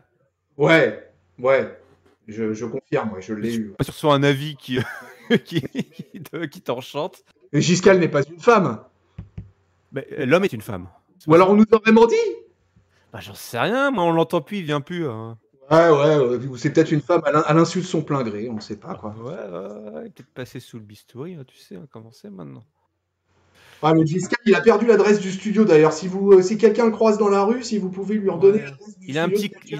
Pourtant, il a un petit collier avec le badge et l'adresse du studio marqué dessus. Hein. Ouais, normalement c'est facile. Hein. Vous regardez au niveau de son cou, on avait tout prévu, hein, mais on l'a vraiment perdu et on recherche le petit Giscal partout. On a fait des annonces dans les supermarchés, dans les centres commerciaux. Impossible de remettre la main sur le Giscal. Alors, s'il est venu pour les awards, vous pourrez constater, il a même hosté les awards. Et on sentait qu'il était chaud et que ça faisait longtemps. Mais depuis, on l'a reperdu. On sait pas où il est passé. Ouais. Effectivement, il y a une sorte de malédiction. On devrait peut-être un petit peu commencer à s'inquiéter, toi. Parce que là, il reste plus que nous. C'est une espèce de Fortnite, la bataille royale, qui sera le dernier survivant. Là. Bon, allez, on s'égare, étranger. Donc ouais, gros coup de poison vert dans la tronche de Becky Lynch, qui hurle à la mort, genre visiblement ça fait très mal Ah ouais, ce truc. c'est de l'acide sulfurique. Attaque à l'acide sulfurique dans le Kentucky. Becky Lynch donc, qui hurle de douleur pendant que les japonaises disparaissent et que tout le staff médical vienne balancer les bouteilles d'eau de Triple H au visage de la championne. Ouais. C'est l'eau de Triple H, normalement, c'est une eau spéciale. Hein. Et ouais, là ça c'est un truc trademarks.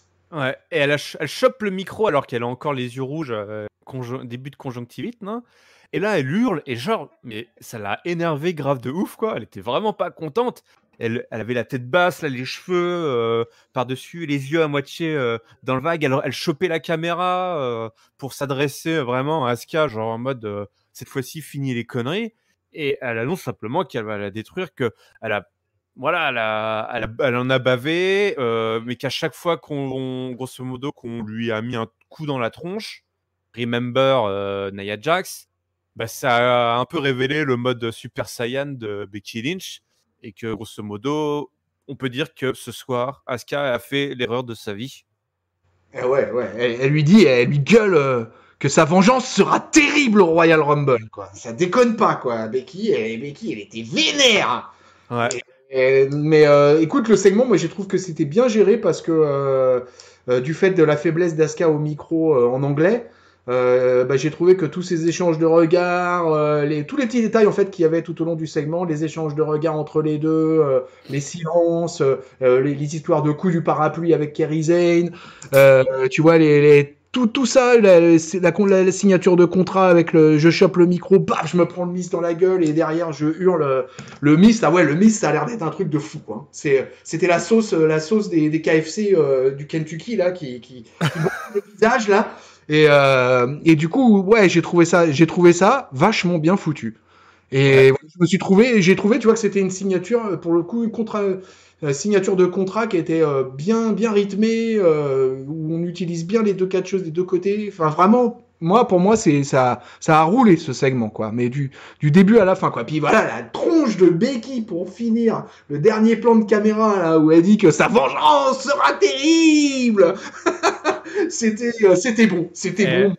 Bravo les filles. on a retrouvé The Man quand même. Ah ouais.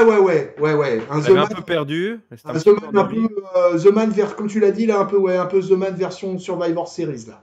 Ouais, exactement. Quoi. Et, alors, au début, sur le coup, je me dis, mais qu'est-ce qu'il a? Je trouvais que c'était un petit peu exagéré, quoi. Genre, enfin, pourquoi tu t'énerves tout d'un coup? Ok, c'est pas cool ce qui vient de t'arriver, mais genre là, elle fulminait, mais grave Ah, ouf.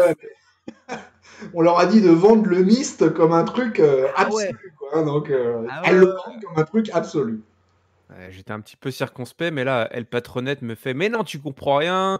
Évidemment qu'elle est vénère. Elle vient de l'expliquer dans sa promo. Quand on l'attaque physiquement, c'est là que ça réveille en elle toute sa fureur. Tu comprends Ah ouais. rien. J'ai fait, ah bah oui, d'accord, pardon. Ah, elle patronnette, elle te fait aussi la traduction en anglais, quoi. En japonais et en anglais. Ah, mais c'est énorme, quoi. Franchement, putain, ta traductrice simultanée pendant que tu regardes le show, c'est fantastique, quoi. J'ai mon Nelson Montfort. D'accord. Ouais. Bon, moi, l'anglais, j'ai pas de problème avec, mais par contre, le japonais, je t'avoue que c'est plus compliqué, quoi.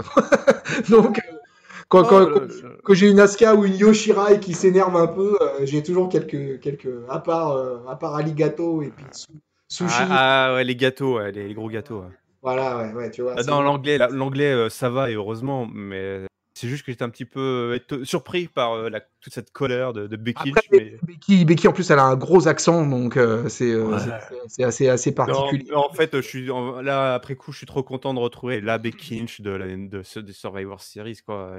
Et c'est pas pour rien que la rivalité des filles l'année dernière, elle a récupéré notre top, quoi, parce que enfin, Becky Lynch, Ronda Rousey et Charlotte, quand elles étaient toutes les trois, il y avait une telle synergie Becky Lynch, elle avait une colère permanente, quoi. Elle avait envie de se battre, quoi. Et on retrouve ça ce soir, donc. La période où elle était enragée, là, et voilà, Ouais. quand tu vois le Rumble de l'année dernière, hein, comme c'est la période, là, hein, tu vois, en janvier 2019, retournez voir quelques highlights avec Becky du Rumble, du pay-per-view du Royal Rumble, c'était incroyable comment elle est enragée, quoi, du début à la fin. Ouais, c'est clair. Non, c'est welcome back, the man. Écoute, pourquoi changer une formule qui marche? Visiblement, c'est la question que s'est posée le booker de Aleister Black versus Buddy Murphy. Ah bah ouais, lui, The Third.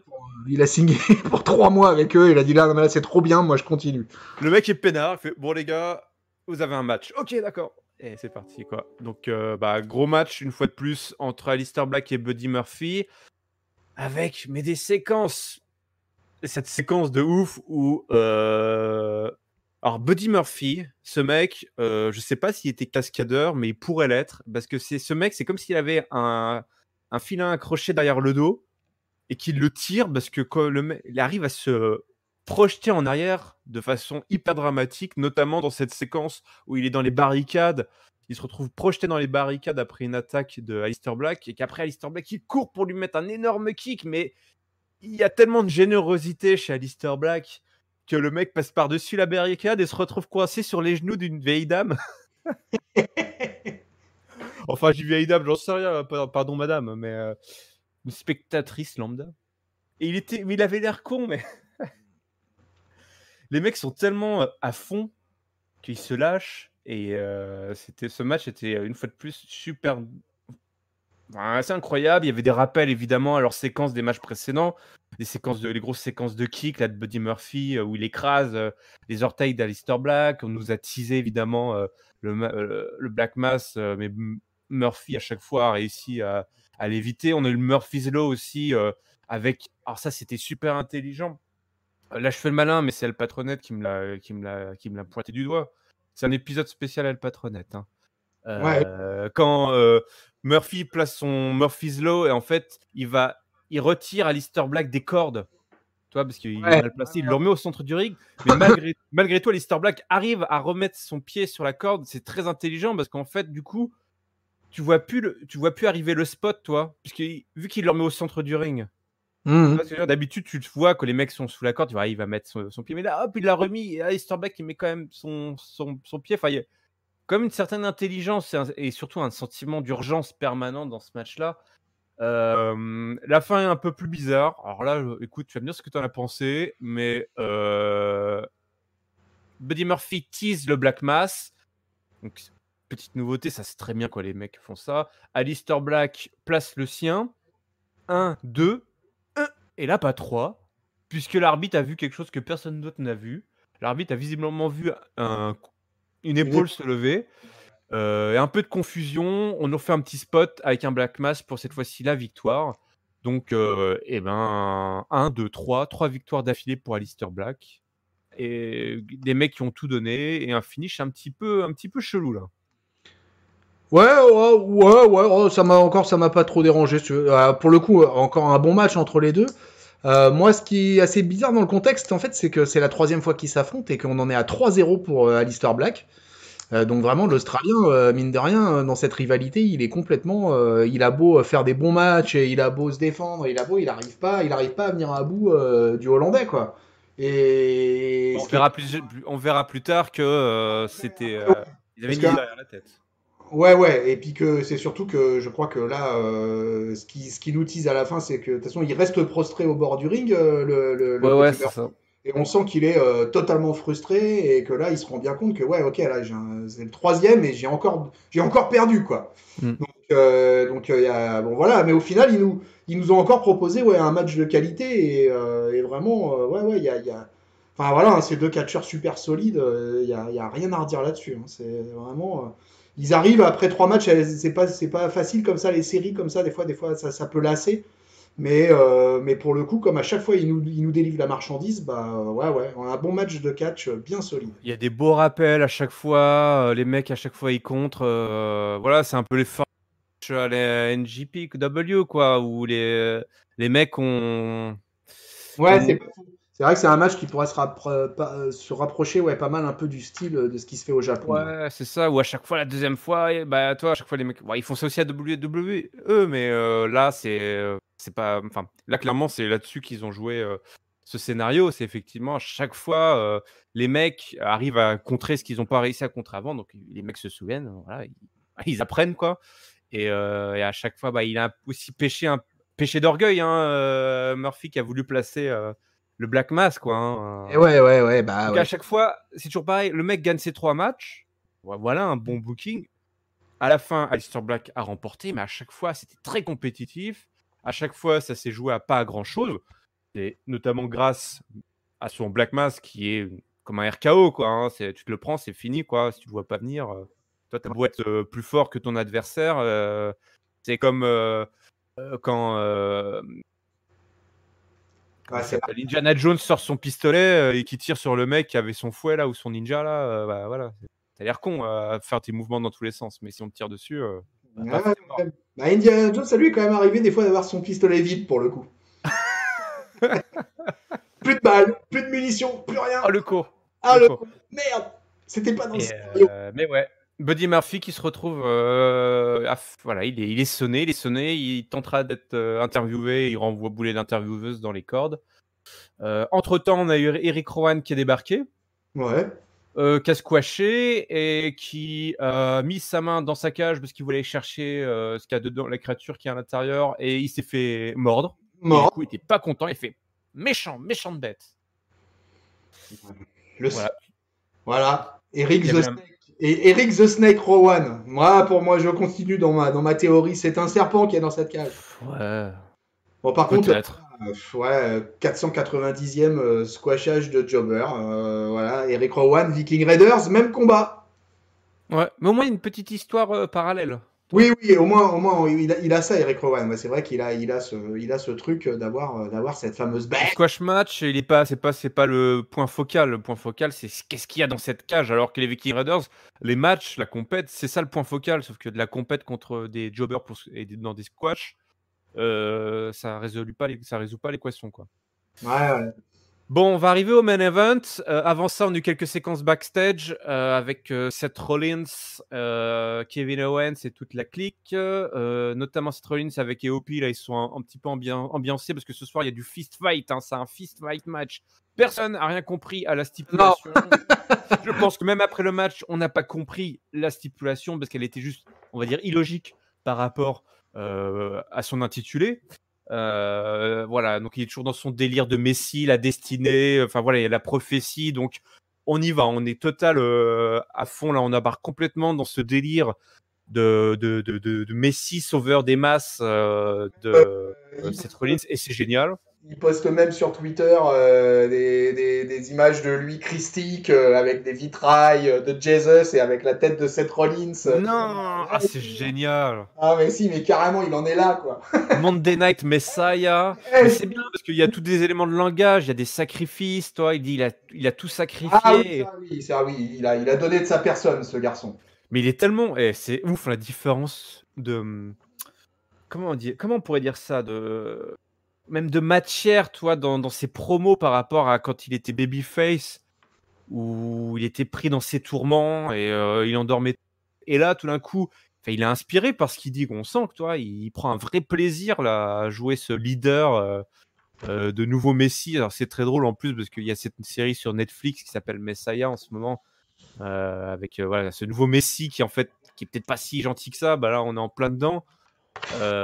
Ça c'est vraiment, je trouve, il est vraiment à l'aise, ça fonctionne bien. Juste après, on a aussi Joe et Owens qui nous avec Big Show qui arrive, qui monte la taille de son poing et qui dit vous inquiétez pas les mecs, c'est un fist fight. Vous avez vu la taille de mon poing.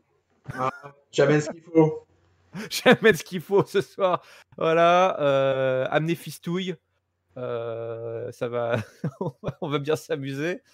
Et puis tout ce beau monde s'est retrouvé dans un match ce soir dont on n'a rien compris, mais c'était pas ça le plus important.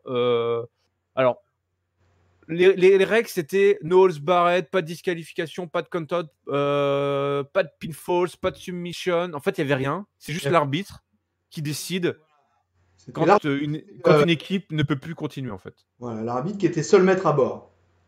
Voilà. Est-ce que c'était pas le même arbitre qui a arrêté le match The Fiend Seth Rollins Ah, peut-être, j'ai pas fait attention à ça. qui a eu est-ce que c'est ce match-là qui a eu notre flop? Non, c'est pas celui-là, mais qui était, sur le podium des flop matchs, de catch-up. Je me demande, vraiment si c'était pas le même arbitre, hein. Ah, c'est peut-être. J'avoue, j'ai pas prêté attention à ça. La jurisprudence là, hein. Attention quand vous voyez cet arbitre, dorénavant, attendez-vous à une fin de match, un petit peu controversée. Alors on a eu quand même droit à des séquences assez incroyables. Déjà le match commence à peine puisque le Big Show se fait attaquer par les méchants. Les kendo sticks commencent à sortir. Show se bouffe une table ou il va chercher une table, je sais plus. Après il y a le gros brawl entre les OP et Samoa Joe et Kevin Owens. Et là, on se retrouve. C'est le Big Show qui passe à travers une table. Ouais, oh là là. Et puis après, on se retrouve sur du côté de, enfin sous le Titantron avec une brawl en contrebas et là Kevin Owens qui arrive en courant et Ah. qui nous fait une Tony Hawk. Parce le mec a marché sur un mur quoi. Il a fait le vrai Yamakasi, c'est lui quoi. Il a grimpé genre en mode Sonic, le hérisson là. Il a couru et il a fait une Senton Bomb depuis le Titantron, depuis l'écran quoi.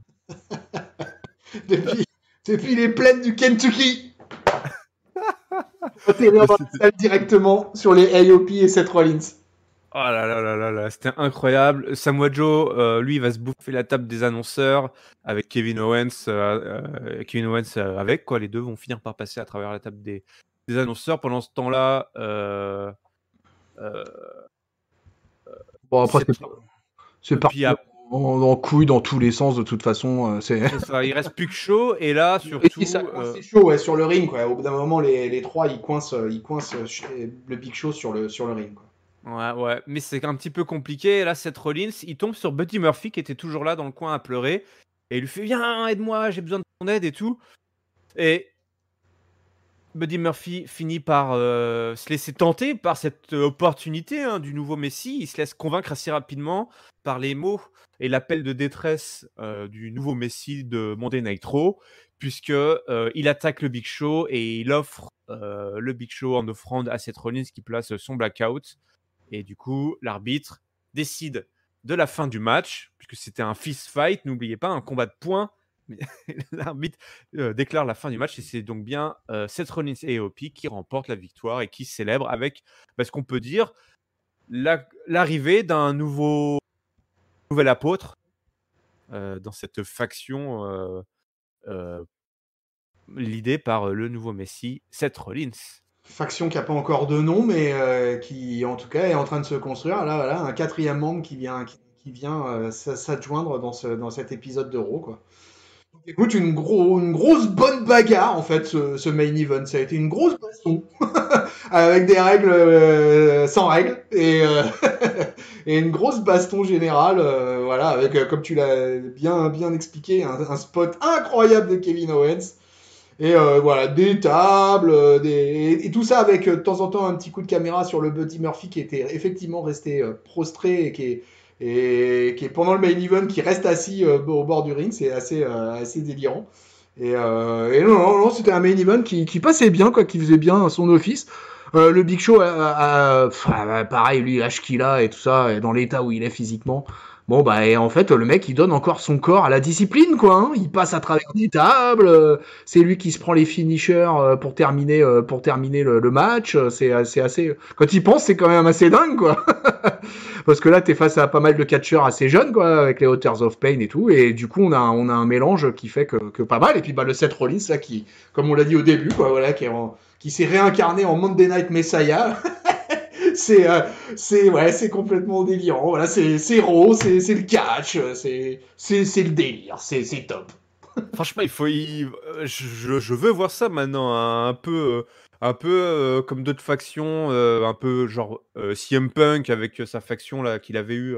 Ouais, mais moi aussi je suis assez intéressé de voir est-ce que Seth Rollins il va être est-ce qu'il va avoir tout ce qu'il faut pour tirer les manettes et puis devenir un gros chef de clan, créer un gros clan comme ils savent faire au Japon par exemple aussi quoi. Et au Mexique aussi c'est quelque chose d'assez classique. On fait des gros clans, 5, 6, 7 catcheurs Voilà. Tu sais, au Mexique, en fait, je sais pas Je si savais pas qu'il y avait des clans au Mexique. t'as déjà vu des images où on voit des fois des catcheurs, les mecs, ils ont 5, 6, 7, 8, 10 ceintures, tu vois, Ouais. sur eux, etc., quoi.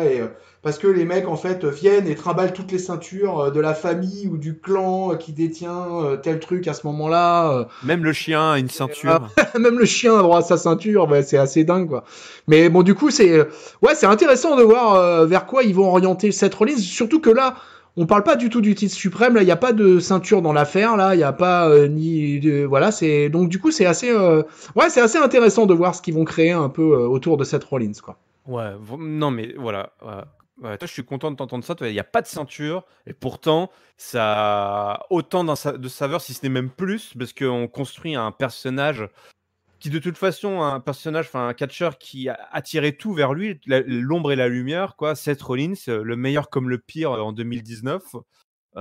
Et du coup, il faut malgré tout capitaliser sur ce mec-là, qui est magnétique malgré tout, toi. Et puis kayfabement parlant, ça nous augure quand même que pour le Royal Rumble match, il y a potentiellement là une team de 4 mecs Faut qu'ils foutent le bordel. qui peuvent foutre un sacré boxon dans le Rumble match, Ils quoi. vont contrôler le ring, quoi. Parce que quand tu as 4 types comme Buddy Murphy, les AOP et Seth Rollins qui se mettent ensemble pour décider de mettre le Dawa dans le Rumble match, je pense que ça peut inquiéter pas mal. Ouais. Civil War là, et Avengers. Et sachant que Seth version... Rollins, c'est quand même le tenant du titre du Royal Rumble, quoi. Donc le mec, il a peut-être envie de faire le doublé, le repeat. Ah, c'est Seth Rollins qui a gagné l'année dernière. Ouais, hein, bah ouais, c'est Seth Rollins qui a gagné l'année dernière, après qui a été prendre Ah son bah oui. Lesnar. Tatouage, j'avais complètement oublié Et ouais, Seth bah Rollins. Champion sortant. Oui, bah oui, avec Becky Lynch, c'est vrai, monsieur et madame. et avec le fameux match après face à Lesnar à WrestleMania où il met 4 stomps ou 5 stomps pour abattre la bête. Ouais, bah il avait mis un coup dans les couilles, c'était ça sa Il y avait technique. un low blow, ouais, il y avait eu un Ouais, low blow des familles aussi. ouais, c'était pas mal. Et derrière, il y avait SummerSlam, un gros match aussi. Non, non, c'est vraiment super, cette faction là qui se construit. On va en voir plus, ça fonctionne, hein, c'est une formule qui fonctionne. Toi, on a parlé dans les Catch-Up Awards, euh, notamment de ce qui fonctionnait à NXT.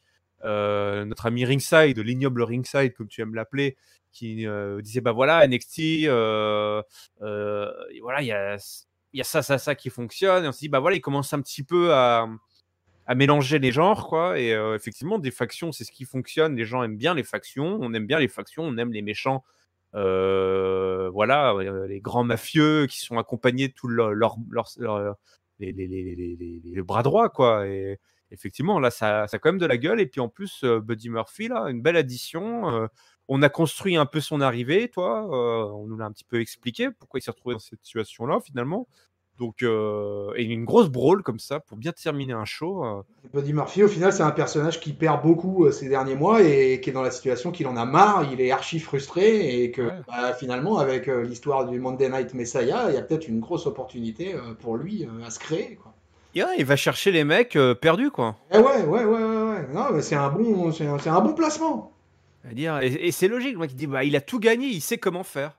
Il sait comment faire. Tu vas dire va dire à Seth Rollins, bah non, tu sais pas comment faire Ah pour ouais, gagner. parce que ça Le serait, mec il a battu 2 fois Brock Lesnar. c'est clair, ça serait le clampin de la semaine qui débarquerait pour monter sa faction. Mojo Rawley qui vient. Voilà. Attendez les gars, suivez-moi les gars. Kurt Hawkins ou je ne sais quoi, donc Ouais, Heath Slater sorti du formol, mais là c'est Seth Rollins quoi. Le mec il est Grand Slam champion, vainqueur de Royal Rumble, vainqueur du MITV, le gars il a tout fait quoi. Main event de WrestleMania, donc voilà, pour Buddy Murphy c'est, je pense c'est la bonne opération du jour quoi. Bon, bah on va conclure ça avec notre mot de la fin si tu veux bien. Ouais. C'est l'heure de donner ton flop, ton top et ta note s'il te plaît, Chris, pour cet épisode de Monday Night Messiah. Alors, juste en préambule, Peuple de Catchers, je crois qu'on n'en a pas parlé, mais il y a eu un petit, parce que je n'oublie jamais un homme masqué. Et il y a eu un petit Ah oui. segment micro promo entre Rey Mysterio, une passe d'armes entre Rey Mysterio et Andrade et Zelina Vega, et bien évidemment pendant le show, quoi, pour se dire toute la haine qu'ils avaient, qui représentait le plus les Latinos, etc. Mais c'était surtout pour vous informer que ne manquez pas à Monday Night Raw la semaine prochaine, parce que la semaine prochaine, pour le titre US, il y a un Leather match entre Rey Mysterio et Andrade, et ça va valoir son pesant de tacos. Moi, je vous le dis. C'est déjà ton top d'avance. Ah ouais, c'est presque déjà mon top de la semaine prochaine, quoi. Quasiment. Et donc, mon flop, bah écoute, c'était un Raw assez solide, et du coup, bon, toi en plus, t'as annoncé ton top. Ceci n'était pas une prédiction, mais c'était un spoiler, ou le contraire, comme vous voudrez. Et bah écoute, mon flop, moi, je vais le mettre à la manière de gérer, on en a parlé un peu, la manière dont est géré Charlotte Flair. C'est-à-dire que bon, pour moi, les matchs comme ça, les squash matchs de Charlotte Flair, ça n'a aucun intérêt à partir du moment où tu fais partie du top 3 des favorites naturelles du Rumble. T'as pas besoin de faire des matchs à la con comme ça qui servent à rien et qui n'amènent rien ni à celle qui perd ni à celle qui gagne, hormis le fait de te montrer à l'antenne effectivement, mais que Charlotte on pourrait l'utiliser justement au micro, en backstage, en interview avec Caruso ou je ne sais qui. Ouais. Est-ce que tu du coup, ça du côté des mecs, ça prive du temps d'antenne pour moi à des mid-cardeuses, ça. Parce que est-ce que du côté des mecs on a ça? On n'a pas ça. Genre un mec qui est main eventer, il va pas se retrouver soudainement à squasher des jobbers. Tu vois pas Seth Rollins ou. Tu vois pas Seth Rollins squasher des jobbers, tu vois pas Roman Reigns squasher des jobbers, tu vois pas John Cena squasher des jobbers. Mais non, c'est clair, ça n'arrive jamais ça. Donc c'est clair que ce traitement-là, je trouve pour Charlotte, bah, ça sert à rien, ça n'amène rien, et ça gâche du temps d'antenne et du temps de match, du temps de catch à des filles qui mériteraient un peu d'avoir un peu plus d'exposition, et même si elles sont pas forcément géniales, etc. Mais voilà, donc ça c'est mon regret. Moi, j'aime bien quand ils font, et ils le font assez rarement pour le coup, finalement, année après année. Mais j'aime bien toujours avoir un ou deux matchs de temps en temps avec un ticket pour le Rumble à gagner. Je trouve que c'est sympa. Ouais, Voilà. une première ou une dernière position, toi, des trucs comme ça. Il reste, c'était l'avant-dernier Raw avant le pay-per-view. Ah, c'est un peu dommage que bon, on n'ait pas eu ce genre de segment. Voilà, ça sera mon flop pour ce Raw, quoi. Mon top, mon top, je vais le donner à l'opener. Je vais le donner à la triple frite, comme tu aimes à dire.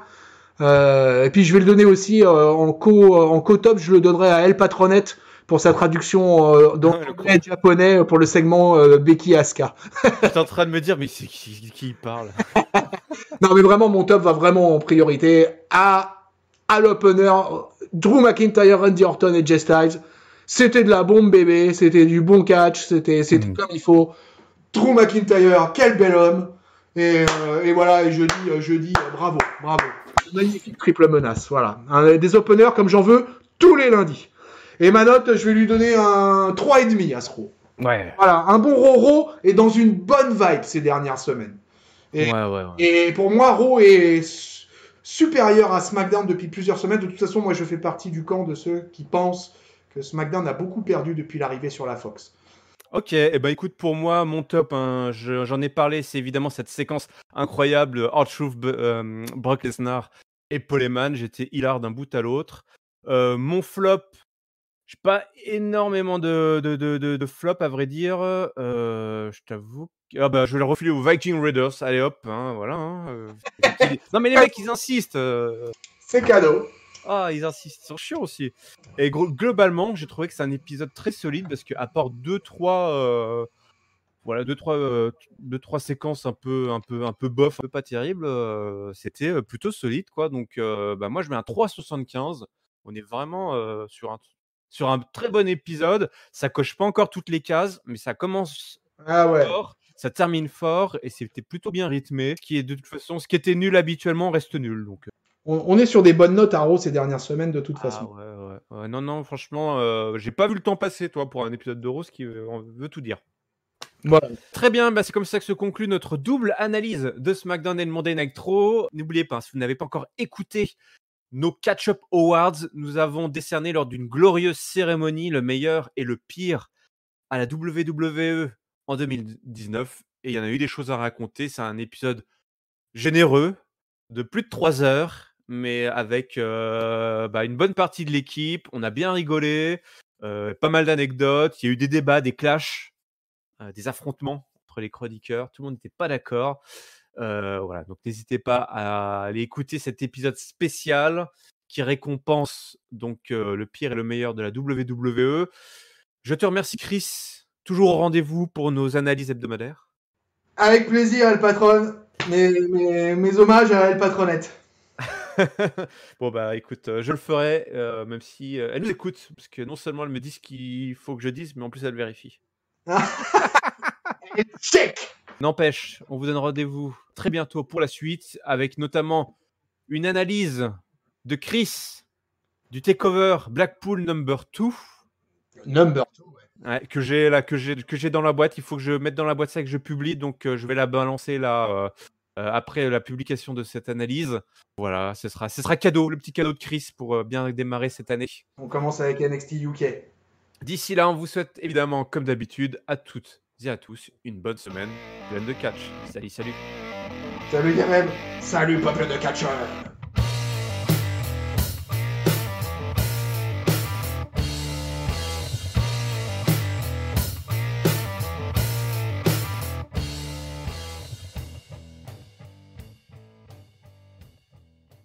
Ah, je te coupe là, ça a sonné, je vais ouvrir la porte. Ah, c'est peut-être Nikki Cross. Ouais, j'espère. À tout de suite. Nikki, reviens. Reviens. Ah bah ouais, parce que vous savez pas l'histoire, mais El Patron a des entrées à la WWE quand même, et donc connaît personnellement des gens comme Nikki Cross, comme Alexa Bliss, comme le Dolph Ziggler. Ah ouais, le Dolph Ziggler, imaginez, El Patron est en cheville avec le Dolph Ziggler. D'ailleurs, on attend que Dolph Ziggler vienne un jour faire une apparition à Catch Up, qu'on puisse l'interroger sur différentes choses. Moi, j'aurais plein de questions à lui poser à Dolph Ziggler, hein. Des questions à lui poser sur le ladder match qu'il avait livré à Luke Harper pour le titre intercontinental. J'aurais voulu qu'il me donne ses impressions sur le Money in the Bank match qu'il avait remporté brillamment sur ses titres de champion du monde, sur qu'est-ce que ça a été d'avoir eu un temps Biggie en enforcer avec Edgy Lee dans son camp, d'avoir eu Vicky Guerrero comme manager. Vous voyez, toutes les questions que j'avais à poser à Dolph Ziggler, c'était quand même quelque chose. Voilà, donc sur cette petite aparté, notre ami Yeren n'est toujours pas revenu. Alors le livreur, qu'a amené le livreur? Peut-être une ceinture? Qui sait? Un t-shirt. Ah oui, hein, il lui a peut-être ramené il se fait livrer un t-shirt Zoman. Voilà, un t-shirt Becky. Ou alors, autre possibilité, il vient de recevoir en fait un intégral de traduction français-japonais. Le japonais pour les nuls. Ah ouais, ça peut être pas mal. Le japonais pour les nuls, pour notre ami IRM. Ah, il nous abandonne au moment du top et du flop et de la note. Non mais vous voyez pas un peu comment c'est pas poli ça? Non mais sérieusement là. Allez, reviens IRM, j'ai les mêmes à la maison. Allez. IRM? Eh ben non, hein, il a pas voulu. Hein. Eh mec, de quoi il parle tout seul ou quoi? Ouais, j'ai meublé, j'ai parlé de Dove. Ah bah je m'écouterai ça, peut-être que je mettrai ça en outro. Est-ce que tu penses à un truc qu'on peut mettre après le générique? Tu peux, tu t'écouteras, ça dure 2 minutes de toute façon. Ouais, bah parce que on vient de me livrer mes tickets restaurant, dis donc. Ah bah voilà. Bah moi je me demandais si on te livrait pas une option ou un truc, le japonais pour les nuls. Salaud.